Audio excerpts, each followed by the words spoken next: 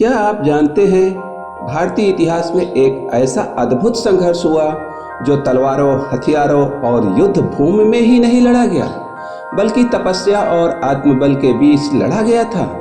यह संघर्ष दो महापुरुषों का था। एक और थे वह जिन्हें देवता भी अपना गुरु मानते थे, महर्षि वशिष्ठ, और दूसरी ओर थे वह सम्राट जिसकी तलवार के आगे बड़े बड़े साम्राज्य नतमस्तक हो जाते थे, महाराज विश्वामित्र। लेकिन आश्चर्य की बात यह थी कि यह केवल दो व्यक्तियों का टकराव नहीं था, बल्कि यह था अहंकार और विनम्रता का युद्ध, भोग और योग का संघर्ष, राजसत्ता और ऋषित्व का दिव्य द्वंद्व। पूरी सच्चाई जानने के लिए वीडियो के अंत तक बने रहें। बहुत पुरानी बात है, त्रेता युग का समय था। उसी समय सरस्वती नदी के तट पर ऋषि वशिष्ठ ने अपना आश्रम बनाया था। यह कोई साधारण आश्रम नहीं था, बल्कि धर्म का तीर्थ था। यहीं से शांति और ज्ञान की ज्योत पूरे आर्यावर्त को आलोकित करती थी। ऋषि वशिष्ठ सप्त ऋषियों में से एक ऋषि थे, जिन्होंने न केवल राजाओं को धर्म का मार्ग दिखाया, बल्कि आत्मज्ञान और ब्रह्मांडीय सत्य का उद्घाटन किया। अब जरा दूसरी ओर देखिए। राजा विश्वामित्र राज सिंहासन पर विराजमान थे, जो पराक्रम, बल और अपार धन संपदा के स्वामी थे। सैकड़ों रथ, हजारों घोड़े, लाखों सैनिक उनके पास थे। हर राज्य उनकी शक्ति से कांपता था।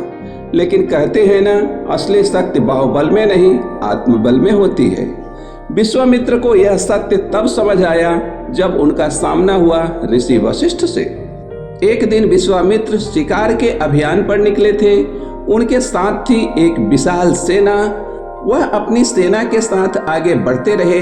जंगल पार करते करते जब वह सरस्वती नदी के तट पर पहुंचे तो उनकी दृष्टि पड़ी ऋषि वशिष्ठ के आश्रम पर, और वह आश्रम की ओर चल दिए।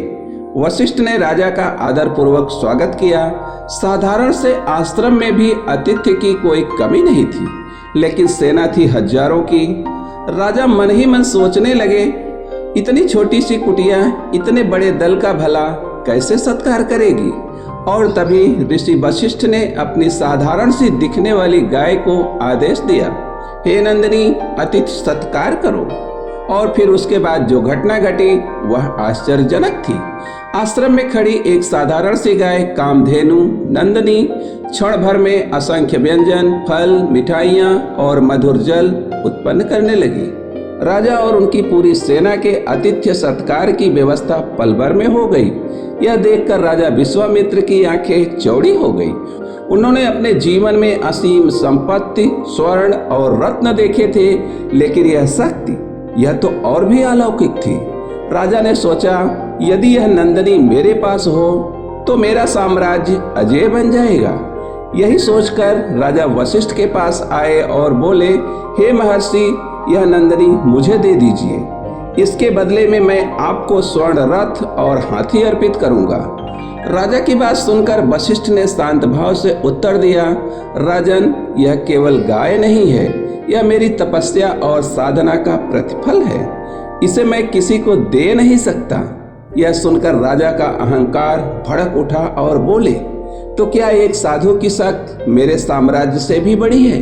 यदि तुम इसे नहीं दोगे तो मैं इसे बलपूर्वक ले जाऊंगा। विश्वामित्र ने तलवार खींच ली और अपने सैनिकों को आदेश दिया, नंदिनी को पकड़ लो। सैकड़ों सैनिक नंदिनी को घेरने लगे। आकाश धूल से भर गया, धरती कांप उठी। लेकिन तभी अचानक नंदिनी की आंखों में अग्नि की ज्वाला से चमकी। वह साधारण गाय नहीं थी, वह थी तपस्या और ऋषित्व की जीवित शक्ति। उसने जोर से गर्जना की। उसकी गर्जना से मानो आकाश हिल उठा हो, और उसी क्षण वह चमत्कार हुआ जिसने विश्वामित्र की सेना को धूल में मिला दिया। नंदिनी ने अपनी सामर्थ्य से असंख्य योद्धा उत्पन्न कर दिए।